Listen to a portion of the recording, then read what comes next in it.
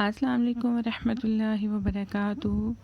آج بات کرتے ہیں کون سے امور سے روزہ مکروہ ہو جاتا ہے۔ جواب: درجہ امور سے روزہ مکروہ ہو جاتا ہے۔ نمبر 1، منہ میں کوئی چیز ڈالے رکھنا یا کوئی چیز ڈال کر چبانا۔ نمبر 2، بلا ضرورت کسی چیز کا چخنا، البتہ جس عورت کا شوہر سخت اور بد مزاج ہو وہ زبان کی نوک سے سالن کو چکھ سکتی ہے۔ نمبر 3، کلی یا ناک میں پانی ڈالنے میں مبالغہ کرنا۔ نمبر 4، منہ میں بہت سا تھوک جمع کر کر نگلنا۔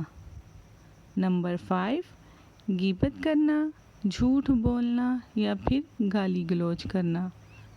نمبر 6، بھوک یا پیاس کی بے قراری یا گھبراہٹ کو ظاہر کرنا، جیسے ہم مذاق میں کہہ دیتے ہیں کہ آج تو مجھے بہت ہی روزہ لگا، تو یہ بھی روزہ مکروہ ہونے کا سبب بن سکتا ہے۔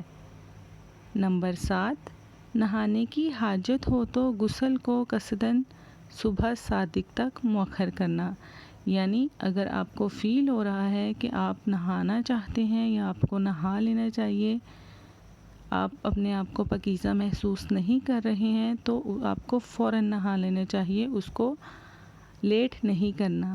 نمبر 8، صوم و سال کے روزے رکھنا، اگرچہ 2 ہی دن کا ہو۔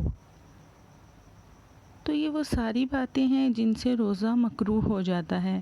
ہم روزہ تو رکھ لیتے ہیں لیکن ہمیں ان باتوں سے بھی آگاہ ہونا چاہیے۔